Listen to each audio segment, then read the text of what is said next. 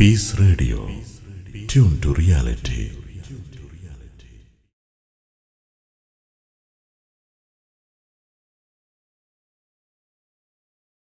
അസ്സലാമു അലൈക്കും വറഹ്മത്തുള്ളാഹി വബറകാതുഹു. അൽഹംദുലില്ലാഹ് വസ്സലാത്തു വസ്സലാമു അലാ റസൂലില്ലാഹ്. പീസ് റേഡിയോയുടെ മാന്യ പ്രേക്ഷകരെ, ആരോഗ്യ വിചാരത്തിൻ്റെ പുതിയൊരു എപ്പിസോഡിലേക്ക് സ്വാഗതം ചെയ്യുകയാണ്. നമുക്കിന്നിവിടെ ദമാം സ്റ്റുഡിയോയിൽ അതിഥിയായി ലഭിച്ചിരിക്കുന്നത് ഡോക്ടർ ഡാനിഷ് സലീം. ഒരു പക്ഷേ മലയാളക്കരയിലെ ആളുകൾക്കെല്ലാം വളരെ സുപരിചിതനായ ഇദ്ദേഹത്തെ ഞാൻ പ്രത്യേകിച്ച് പരിചയപ്പെടുത്തേണ്ട ആവശ്യമില്ല. അദ്ദേഹം ജോലി ചെയ്യുന്നത് UAE ഗവൺമെൻറ്റിൻ്റെ ഷെയ്ഖ് ഖലീഫ മെഡിക്കൽ സിറ്റിയിൽ കോർ ഫാക്കൽറ്റി ആൻഡ് മെഡിക്കൽ സ്പെഷ്യലിസ്റ്റായി വർക്ക് ചെയ്യുന്നതാണ്. അതോടൊപ്പം തന്നെ അദ്ദേഹം തിരുവനന്തപുരത്തെ PRS ഹോസ്പിറ്റലിൽ എമർജൻസി ഡിപ്പാർട്ട്മെൻറ്റ് HOD ആയിട്ടും വർക്ക് ചെയ്യുകയാണ്. ഏതായാലും നമുക്ക് അദ്ദേഹത്തിനോട് ഇന്ന് മനസ്സിൻ്റെ ആരോഗ്യം ശാരീരിക ആരോഗ്യത്തോട് എത്രത്തോളം ബന്ധപ്പെട്ട് കിടക്കുന്നു എന്ന വിഷയത്തെക്കുറിച്ച് നമുക്ക് അല്പം കാര്യങ്ങൾ ചോദിച്ചറിയാം. ഡോക്ടർ, ആരോഗ്യ വിചാരത്തിലേക്ക് താങ്കളെ സ്വാഗതം ചെയ്യുന്നു. നമ്മൾ ഈ വിഷയം മാനസികാരോഗ്യം, ഇതൊരു പക്ഷേ വളരെ നല്ല മാനസികാരോഗ്യം മെച്ചപ്പെടുത്തേണ്ട ഒരു വിഭാഗമാണ് നമ്മുടെ വിദ്യാർത്ഥി സമൂഹം. പ്രത്യേകിച്ച് ഇപ്പം ഈ കാലഘട്ടത്തിൽ ഈ ആത്മഹത്യാ പ്രവണതകളൊക്കെ കൂടുന്ന ഒരു കാലഘട്ടമല്ലോ. പ്രത്യേകിച്ച് പഠനത്തിലൊക്കെ ഏതെങ്കിലും രൂപത്തിലുള്ള പരാജയമോ അല്ലെങ്കിൽ ചെറിയ തോതിലുള്ള പരാജയങ്ങൾ പോലും അവരെ ഇത്തരം ചിന്തകളിലേക്ക് എത്തിക്കുന്നു. അപ്പം ഒരുപക്ഷെ ഇതൊരു മനസ്സുമായിട്ട് ബന്ധപ്പെട്ട ഒരു വിഷയം തന്നെയായിരിക്കാം അല്ലേ? അപ്പം എങ്ങനെയാണ് വിദ്യാർത്ഥികളോട് എങ്ങനെയാണ് ഈ വിഷയത്തിൽ അവരുടെ മാനസികാരോഗ്യ നില നന്നായി നിലനിർത്താൻ എന്തൊക്കെയാണ് പറയേണ്ടത് അവരോട്? ഇത് ചെറുപ്പക്കാർ അറിഞ്ഞിരിക്കേണ്ട ഒരു കാര്യം തന്നെയാണ്, മാതാപിതാക്കളും അറിഞ്ഞിരിക്കേണ്ട ഒരു കാര്യമാണ്. അതായത് കുറച്ച് നാളുകൾക്ക് മുമ്പ് ഞാനൊരു പേഷ്യൻറ്റിനെ, ഞാൻ ഷിഫ്റ്റ് ക്യാപ്റ്റനാണ്. നമ്മൾ എല്ലാ പേഷ്യൻറ്റിനെയും കാണില്ല, വളരെ ക്രിട്ടിക്കലായിട്ടുള്ള പേഷ്യൻസിനെ മാത്രമേ കാണാറുള്ളൂ. നമ്മൾ ജൂനിയേഴ്സ് ഉണ്ട്, അവരാണ് കാണുന്നത്. 100 ബെഡുള്ള വലിയ UAE ഏറ്റവും വലിയ ഡിപ്പാർട്ട്മെൻറ്റാണ്. അപ്പോൾ ഇവിടെ ഇരുന്ന സമയത്ത് ഒരു മലയാളിയായിട്ടുള്ള ഒരു ആളെ കൊണ്ടുവരികയുണ്ടായി. അപ്പോൾ അദ്ദേഹത്തിൻ്റെ കയ്യിലും വയറിലും വലിയ മുറിവുണ്ട്. അപ്പോൾ ഈ മുറിവ് എങ്ങനെ സംഭവിച്ചു എന്നുള്ളത് കാരണമാണ് ഞാനിങ്ങനെ ഇൻവോൾവ് ആകാനുള്ള കാരണം. മകൻ വെട്ടിയതാണ്. അതായത് സ്വന്തം അച്ഛനെ മകൻ വെട്ടിയതാണ്. അപ്പോൾ ഇത് കൂടുതൽ അന്വേഷിച്ച് വന്നപ്പോഴത്തേക്ക് നമ്മൾ അറിയാൻ കഴിഞ്ഞത് മകനൊരു അഫെയർ ഉണ്ടായിരുന്നു. ആ അഫെയറിനെ കുറിച്ച് സംസാരിച്ച സമയത്തും അവർക്ക് ഇഷ്ടപ്പെട്ടില്ല. അതിനുശേഷം അവനെ ഒരു റൂമിൽ അടച്ച് 2 ദിവസമായിട്ട് ഇരിക്കുമായിരുന്നു. അവന് പെട്ടെന്ന് എന്തോ മനസ്സിനൊരു വിഭ്രാന്തി പോലെ വരികയും ഇങ്ങനൊരു സാഹചര്യം ഉണ്ടാവുകയും ചെയ്തു. അപ്പോൾ ഇത് നമ്മൾ മനസ്സിലാക്കേണ്ടത്, ശരിക്കും നമ്മുടെ കുട്ടികൾ പണ്ടത്തെ പോലെയല്ല. ചെറിയ വിഷമങ്ങളൊന്നും താങ്ങാനായിട്ട് അവർക്ക് കഴിയുന്നില്ല. അപ്പം നമ്മൾക്ക് പല പ്രാവശ്യവും തോൽവി അനുഭവിച്ചിട്ടുണ്ട്. അതുപോലെ പല പ്രോബ്ലംസ് നമ്മൾ ഫേസ് ചെയ്തിട്ടുണ്ട്. നമ്മുടെ കുടുംബം കുറച്ചുകൂടെ വലുതായിരുന്നു. അപ്പോൾ അതുകൊണ്ട് തന്നെ നമുക്ക് കുറച്ചുകൂടെയൊക്കെ ഉള്ള പ്രോബ്ലംസ് നമ്മൾ കണ്ടിട്ടുണ്ട്. പക്ഷേ ഇപ്പോഴത്തെ കുട്ടികളിൽ ഇവർ വിചാരിക്കുന്നത് സോഷ്യൽ മീഡിയ ആണ് ജീവിതം എന്നാണ് അവർ വിചാരിക്കുന്നത്. ഇപ്പോൾ സോഷ്യൽ മീഡിയയിൽ കാണുന്നത് എന്താണ്? ഒരു ലംബോർഗിനി കാറും അതുപോലെ തന്നെ അത്രയും ഒരു ഹൈ എൻഡ് ലൈഫാണ് മിക്കതിലും കാണുന്നത്. അപ്പോൾ അവർ ഒന്നാമത് ഡിപ്രഷനാണ്, കാരണം എനിക്കിതില്ല എന്നുള്ളൊരു ചിന്ത. പക്ഷെ അത് നമ്മൾ കാണുന്നത് ചിലപ്പം ലംബോർഗിനി വാടകയ്ക്ക് എടുത്തതോ അല്ലെങ്കിൽ വേറെ ആരുടെയെങ്കിലും കാറായിരിക്കും. അതിന് തൊട്ട് കഴിഞ്ഞതിന് ശേഷം ഇവൻ ഈ ലംബോർഗിനി ഓടിച്ച വ്യക്തി സോഷ്യൽ മീഡിയയിൽ ഹെലികോപ്റ്റർ ഓടിക്കാത്തത് കണ്ടിട്ട് വിഷമിച്ചിരിക്കുമായിരിക്കും. അപ്പോൾ അത് നമ്മൾ അറിയുന്നില്ല. നമ്മൾ കാണുന്നതല്ല സത്യം എന്നുള്ളത് ആദ്യം മനസ്സിലാക്കുക. ഇത് കാരണമാണ് മിക്ക ആളുകൾക്കും ഡിപ്രഷൻ. പ്രത്യേകിച്ച് സ്ത്രീകളിലും കാണാറുണ്ട്, കുട്ടികളിലും കാണാറുണ്ട്, പുരുഷന്മാരിലും കാണാം. പക്ഷെ പുരുഷന്മാർ കൂടുതലും ജോലിയും തിരക്കുമായിട്ട് പോകുന്നതുകൊണ്ടാവാം ഈ ഒരു സോൺ കൂടുതലും കാണുന്ന ഈ 2 ആളുകളിലാണ്. സോഷ്യൽ മീഡിയയിൽ കാണുന്നതെല്ലാം സത്യമാണ്, അല്ലെങ്കിൽ അതെനിക്ക് കിട്ടുന്നില്ല എന്നുള്ളൊരു വിചാരം.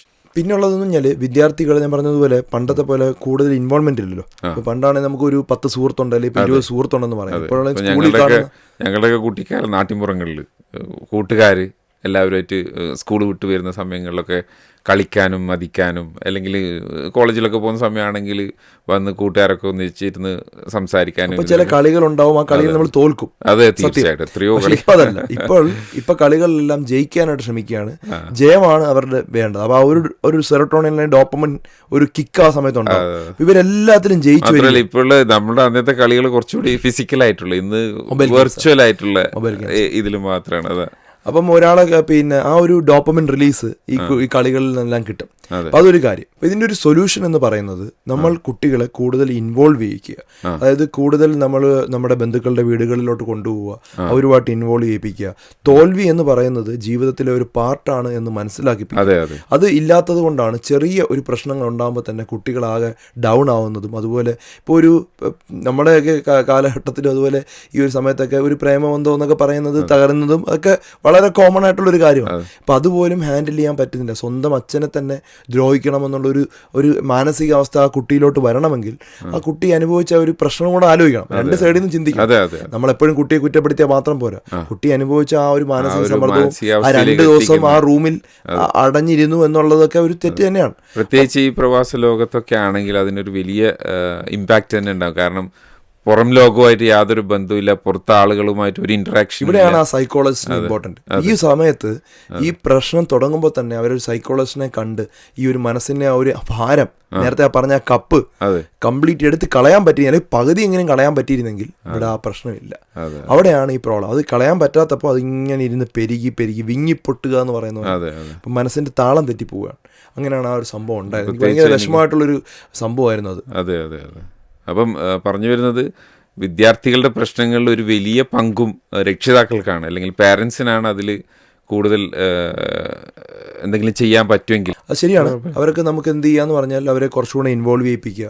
അതുപോലെ തന്നെ അവരോട് ഈ പാരന്റിങ് എന്ന് പറയുമ്പോൾ വളരെ പ്രാധാന്യമറിയിക്കുന്ന ഒരു കാര്യമാണ് ഈ ഒരു കാലഘട്ടത്തിൽ. കാരണം പല ആളുകളും ഒന്നിനെയും ഓവർ ഫ്രണ്ട്ലി ആണ്, അല്ലെങ്കിൽ ടോക്സിക് പാരന്റിങ് ആണ്. ടോക്സിക് പാരന്റിങ് ഭയങ്കര മൃഗീയമായിട്ടുള്ള മുറിവേൽപ്പിക്കുക, വേദനിപ്പിക്കുക, വളരെ സ്ട്രിക്റ്റ്, വളരെ ഓവർ ഫ്രണ്ട്ലി, രണ്ടിന്റെ ഇടയ്ക്ക് നിൽക്കുക, ഒരു ബാലൻസിൽ കൊണ്ടുപോകുക എന്നുള്ളതാണ്. അതായത് നമുക്ക് കുറച്ച് ഫാമിലി റൂൾസ് ഉണ്ടായിരിക്കണം. ഫോർ എക്സാമ്പിൾ, ഫാമിലി റൂൾ എന്ന് പറഞ്ഞാൽ ചീത്ത വിളിക്കരുത് എന്ന് കുട്ടിയോട് പറഞ്ഞിട്ട് നമ്മൾ ചീത്ത വിളിച്ചു കഴിഞ്ഞാൽ ഒരു കാര്യമില്ല. സിഗരറ്റ് വലിക്കരുതെന്ന് കുട്ടിയെടുത്ത് പറഞ്ഞിട്ട് സിഗരറ്റ് നമ്മൾ വലിച്ചു കഴിഞ്ഞാൽ അത് കാര്യമില്ല.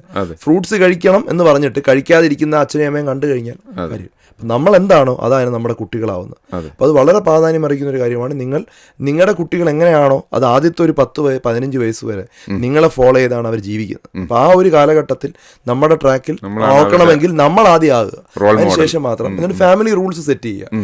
അങ്ങനെ ആയിക്കഴിഞ്ഞാൽ നമുക്ക് പല പ്രശ്നങ്ങളും തടയാനായിട്ട് കഴിയും. പറയുന്ന അത്ര എളുപ്പമല്ല, പക്ഷെ ഫാമിലി റൂൾസ് സെറ്റ് ചെയ്താൽ പലയിടത്തും ഇത് വളരെ ഈസി ആയിട്ട് ചെയ്യാൻ പറ്റുമെന്ന് എൻ്റെ തന്നെ എനിക്കറിയാവുന്ന പല ആളുകളും പറയുന്നുണ്ട്. അതെ അതെ.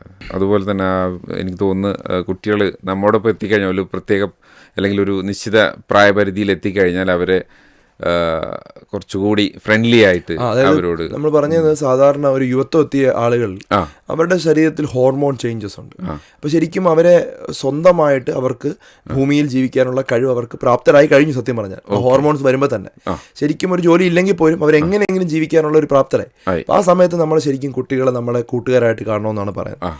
അപ്പോഴും ഫാമിലി റൂൾ ആദ്യമേ സെറ്റ് ചെയ്താൽ നമുക്ക് നമ്മളും അതേ ഫോളോ ചെയ്യുന്നു, ആ കുട്ടിയും അതേ ഫോളോ ചെയ്യുന്നു. ഇപ്പോൾ രാത്രി 12 മണിക്ക് ശേഷം വരുന്ന ഒരു അച്ഛനെ കണ്ട് പഠിച്ചു കഴിഞ്ഞാൽ എന്തോ കാരണം ആയിക്കോട്ടെ, ചിലപ്പോൾ ക്ലബ്ബിലോ അല്ലെങ്കിൽ എവിടെയെങ്കിലും പോകുന്ന കുട്ടിയാണെങ്കിൽ കുട്ടിയും 12 മണിക്ക് ശേഷം വരും. ഇപ്പോൾ കുട്ടിയോട് നമ്മൾ പറഞ്ഞിട്ട് കാര്യമില്ല, നീ 12 മണിക്ക് ശേഷം വരില്ല. ഫാമിലി റൂൾ ആദ്യമേ സെറ്റ് ചെയ്തിട്ടുണ്ട്, 9 മണിയാകുമ്പോൾ ഞാൻ എത്തും, അല്ലെങ്കിൽ ഇന്ന കാര്യങ്ങളുണ്ടെങ്കിലേ ഉണ്ടോ എന്നുള്ള രീതി വന്നാൽ കുട്ടിയും ആ സമയത്ത് എത്തും. അപ്പോൾ അത് സെറ്റ് ചെയ്യുന്നതിനാണ്. എനിക്കിപ്പോഴും ഓർമ്മയുണ്ട്, എനിക്ക് ചെറുപ്പത്തിൽ നമ്മൾ സ്കൂളിൽ പോകുന്ന സമയത്ത് ഞാൻ പാത്രമൊക്കെ കഴുകിയിട്ടാണ് പോകാറുള്ളത്. മിക്ക കുട്ടികളും പാത്രം കഴുകാറില്ല. കാരണം എൻ്റെ ഉമ്മ പറയും പാത്രം കഴുകിയിട്ട് വരണം, കാരണം വീട്ടിലാണെങ്കിൽ ഒരു ബുദ്ധിമുട്ടാണ്. ഇപ്പോൾ ആണെങ്കിൽ പോലും എനിക്ക് മെയ്ഡുണ്ട്, എനിക്ക് 2-3 മെയ്ഡ്സ് ഉണ്ട്. പക്ഷെ എന്നാലും ഇപ്പോൾ ആണെങ്കിൽ എനിക്ക് കഴുകിയില്ലെങ്കിൽ ഒരു ബുദ്ധിമുട്ടാണ്. ആക്ച്വലി കഴിച്ചു കഴിഞ്ഞാൽ എത്ര തിരക്കുണ്ടെങ്കിലും ഒരു 2 മിനിറ്റ് എടുത്ത് പാത്രം ഒന്ന് കഴുകി, അത് ആ ശീലമാണ്. ശീലമാണ്, അല്ലാതെ ഞാൻ പറയുന്നത് ആ ശീലം പതുക്കെ ഉണ്ടാക്കി എടുത്തു കഴിഞ്ഞാൽ ഭാവിയിലും നമുക്കത് കണ്ടുപോകാനായിട്ട് ഫോളോ ചെയ്യും ലൈഫിൽ. അതൊന്നും അല്ലേ? അതെ അതെ. ഒരുപക്ഷെ ഈ കുട്ടികൾ വളരുന്ന ആ പ്രായം അതാണ് നമ്മൾ നന്നായി ഉപയോഗപ്പെടുത്തേണ്ടത്, ഇത്തരം വിഷയങ്ങളൊക്കെ അവരിൽ ഇംപ്ലിമെന്റ് ചെയ്യാൻ വേണ്ടി അല്ലേ, സ്വഭാവ രൂപീകരണം.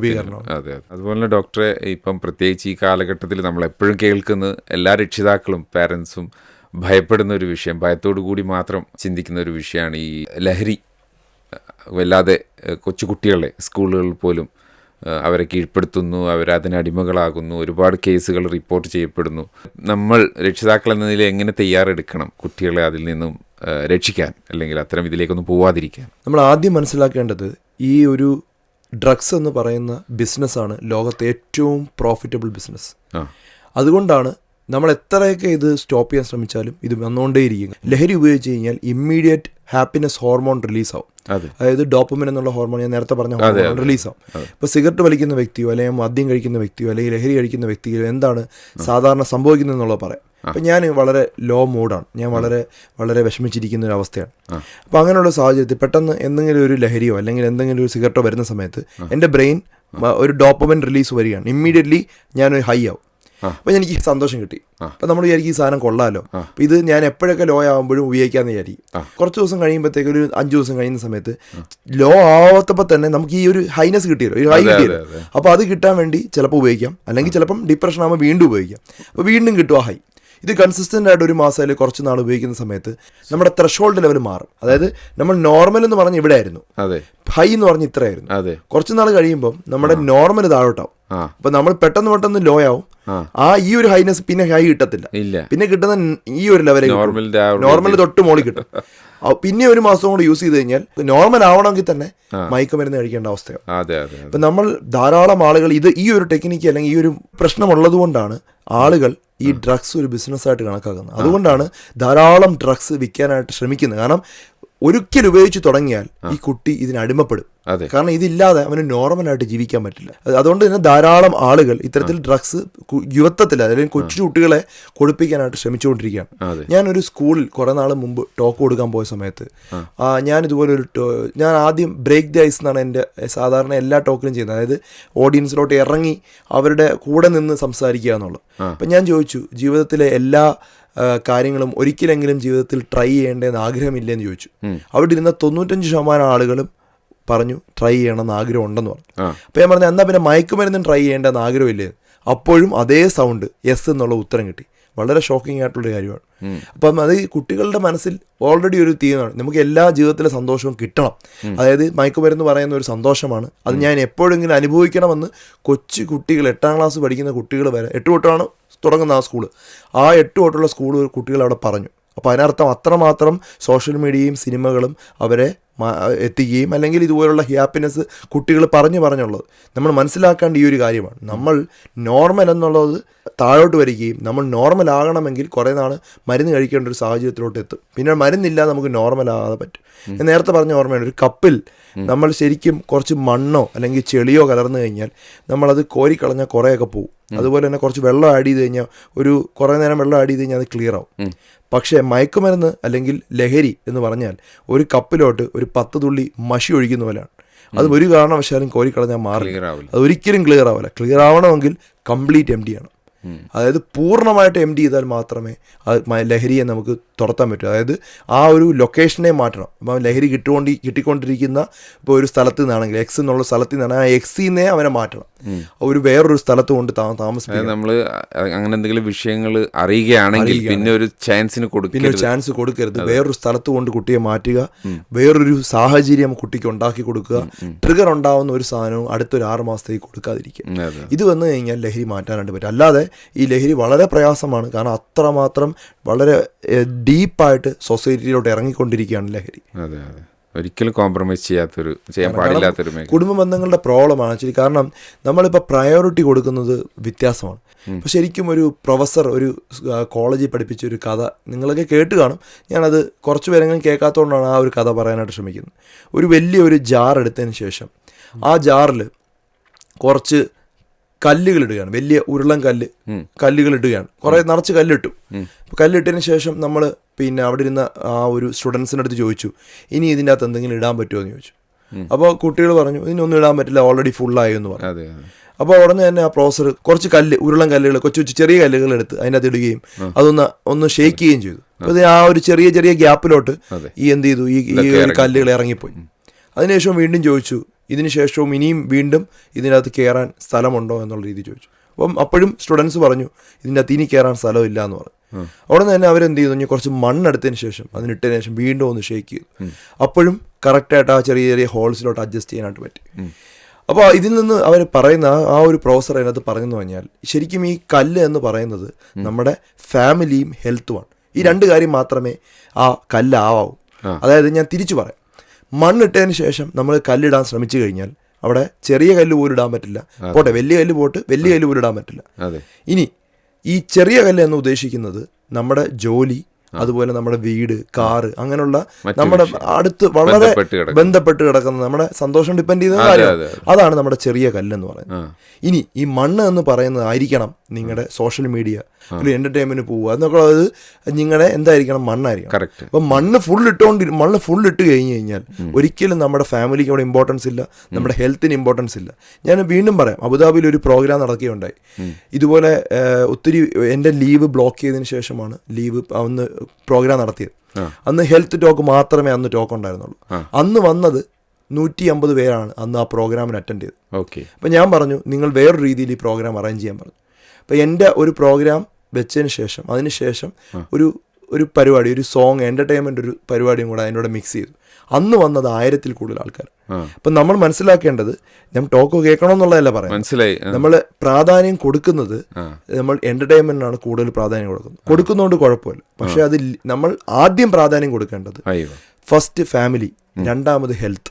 അത് കഴിഞ്ഞതിന് ശേഷം നമ്മുടെ വീടിന് വേണ്ടിയുള്ള ആവശ്യങ്ങൾ അല്ലെങ്കിൽ നമ്മുടെ കാറിന് വേണ്ടിയുള്ള ജോലി സംബന്ധമായിട്ടാണ് പിന്നെ കൊടുക്കേണ്ടത്. ഇത് രണ്ടും നിങ്ങൾ ചെയ്തിട്ടുണ്ടെങ്കിൽ പിന്നെ നിങ്ങൾക്ക് കുഴപ്പമില്ല, നിങ്ങൾ എന്ത് വേണമെങ്കിലും എൻ്റർടൈൻമെൻറ്റ്. ഇത് രണ്ടും ചെയ്യാത്തത്രയും കാലം നിങ്ങൾ മറ്റേ ചെയ്തുകൊണ്ടിരുന്ന നിങ്ങളുടെ സ്ട്രെസ് കൂടുകയും ചെയ്യും. ഈ പറഞ്ഞതുപോലെ വീടുകളിൽ എല്ലാ ഗ്യാപ്പിലും എൻ്റർടൈൻമെന്റ്സ് മാത്രം വന്ന് നിറഞ്ഞു നിൽക്കും.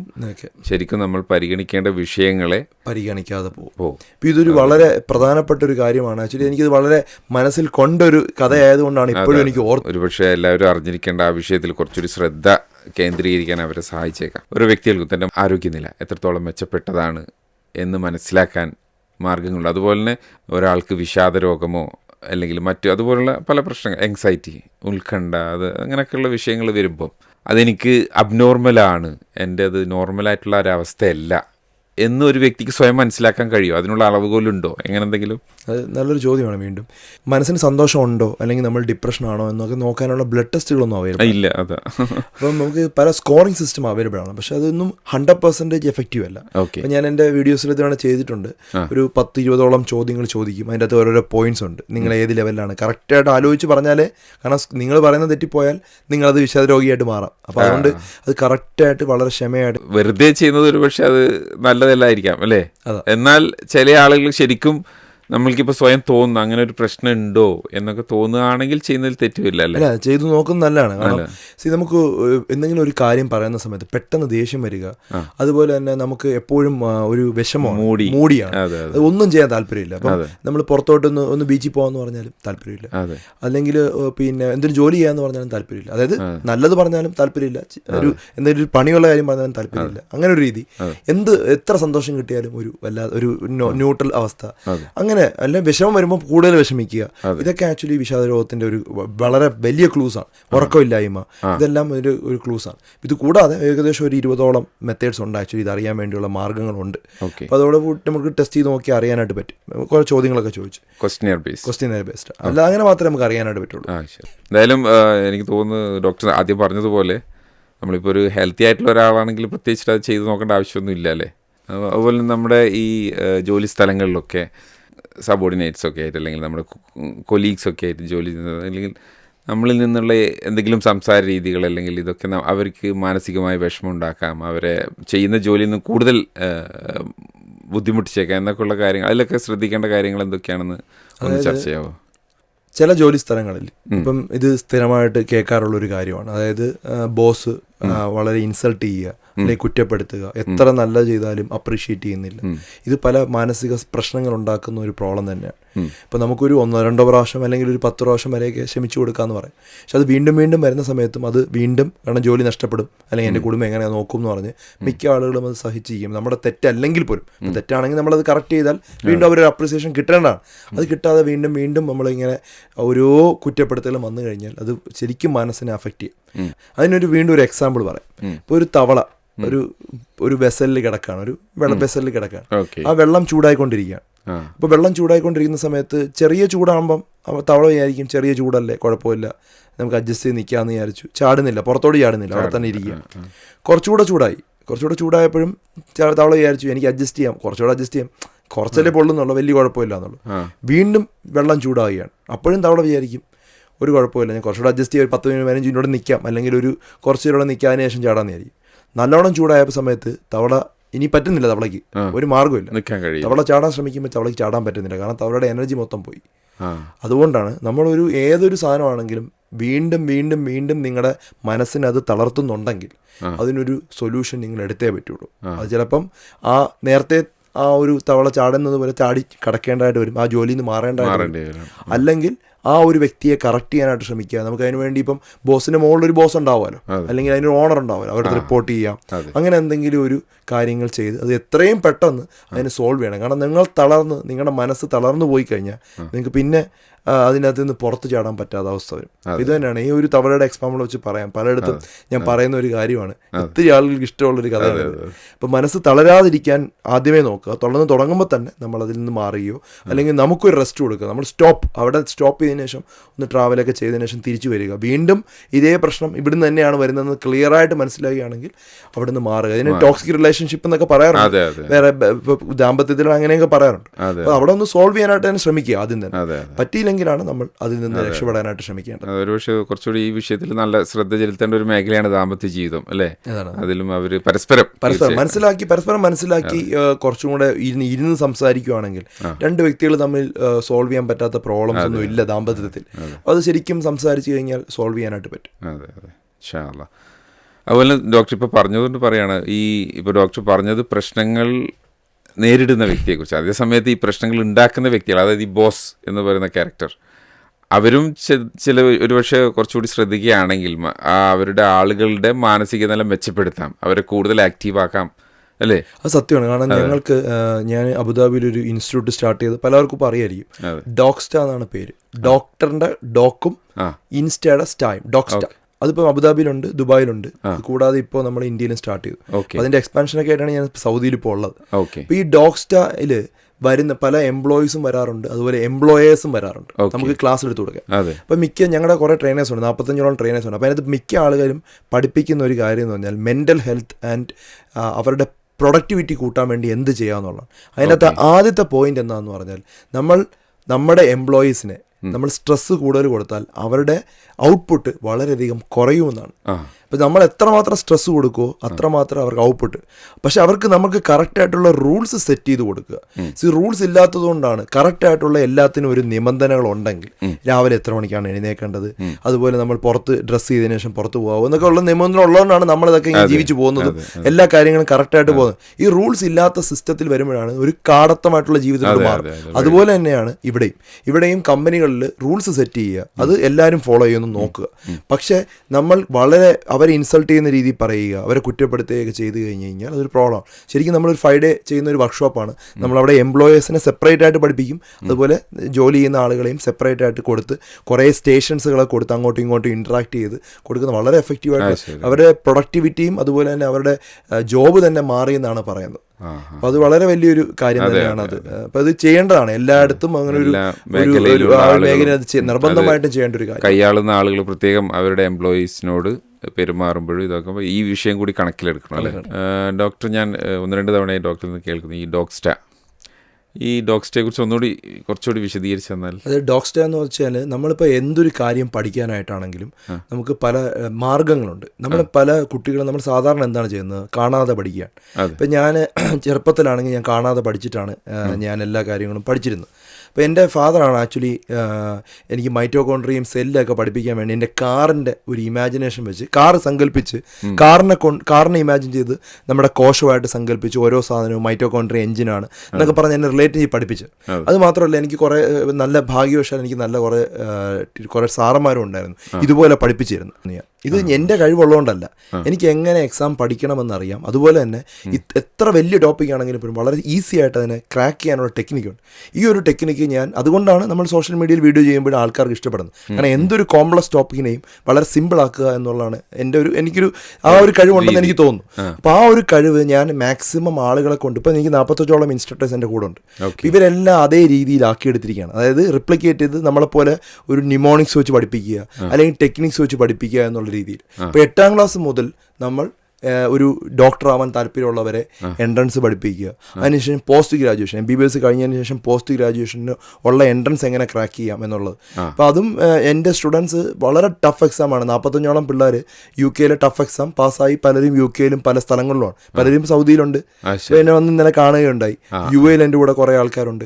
ഇവരെല്ലാം ഈ ടഫ് എക്സാമാണ്. ഇന്ത്യയിൽ തന്നെ വളരെ വളരെ ചുരുക്കം ആൾക്കാർ പാസ്സാവുന്ന എക്സാം അവരെ കൊണ്ട് ഞാൻ പാസ്സാക്കിപ്പിച്ചിട്ടുണ്ട്. അപ്പോൾ ഈ ഒരു കൺസെപ്റ്റ് ഉള്ളത് കൊണ്ട് തന്നെ ഞാനത് സിംപ്ലിഫൈ ചെയ്യാൻ വേണ്ടി, ഇപ്പോൾ 8ാം ക്ലാസ് ആണെങ്കിലും 10ാം ക്ലാസ്, എൻ്റെ കൊച്ചുകുട്ടിയാണ് 6 വയസ്സുള്ള മോള് ഡബിൾ ഡിജിറ്റ് മൾട്ടിപ്ലൈ ചെയ്യാൻ വളരെ ഫാസ്റ്റായിട്ട് ചെയ്യും. ഡബിൾ ഡിജിറ്റ് മനസ്സുകൊണ്ട് കാൽക്കുലേറ്റ്.